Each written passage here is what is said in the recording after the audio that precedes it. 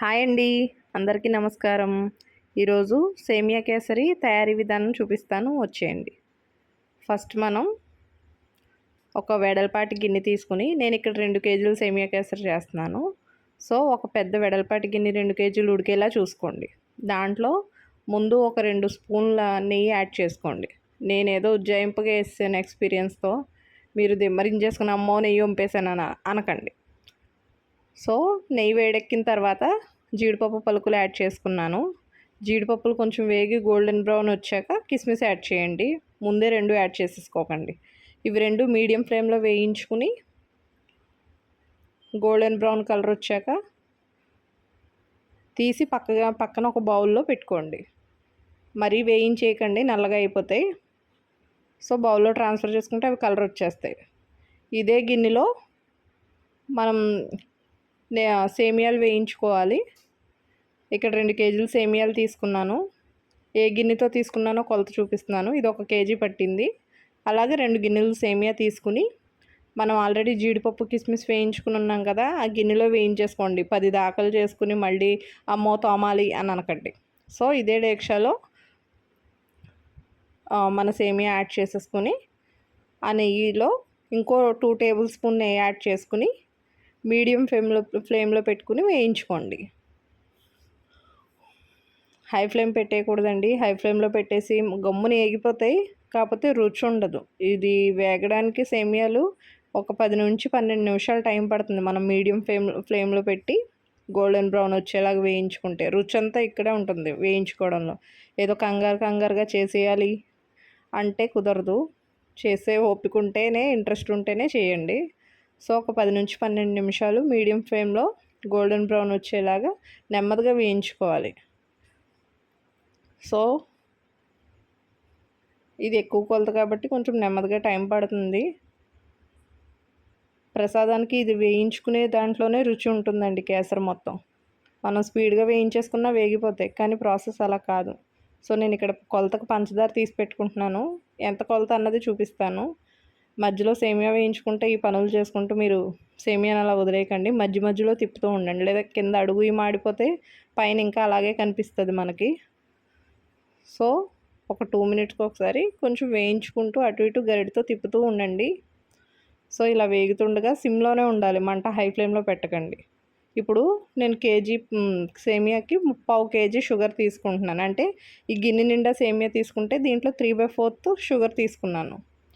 So సేమియా మనకి ఇలాగ గోల్డెన్ బ్రౌన్ కలర్ వచ్చాక వేరే ఒక బౌల్లోకి ట్రాన్స్ఫర్ చేసేసుకోండి.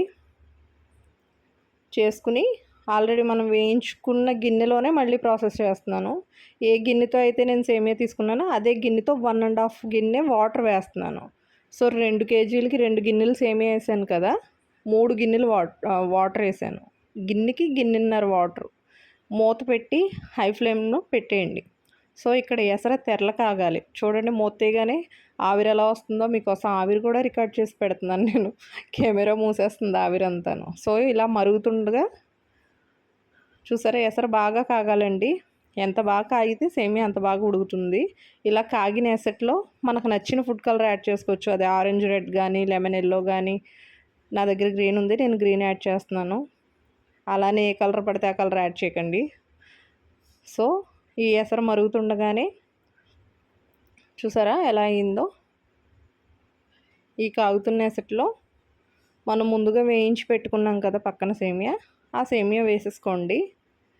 మొత్తం సేమియా అంతా ఈ గిన్నెలోకి ట్రాన్స్ఫర్ చేసేసుకోవాలి. సిమ్లో పెట్టుకోండి. ఆ సేమియా వేస్తే వాటర్ మళ్ళీ మీ దగ్గర పడ్డది అని అనకండి.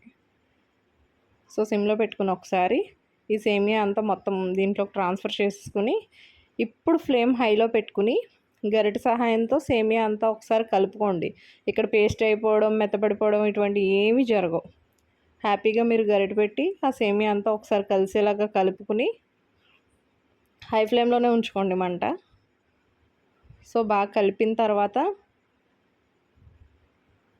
మూత పెట్టి ఒక 5 నిమిషాలు హై ఫ్లేమ్లో ఉడికించుకోవాలి. ఒక 5 నిమిషాలు మాత్రమే.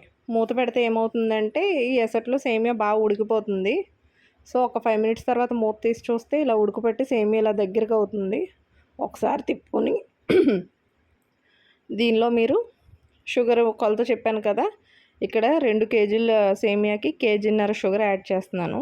ఈ షుగర్ వేసుకుని ఒకసారి సేమియా అంతా బాగా కలుపుకోండి. ఈ వేడికి షుగర్ సిరప్ కింద ఫామ్ అయిపోతుంది.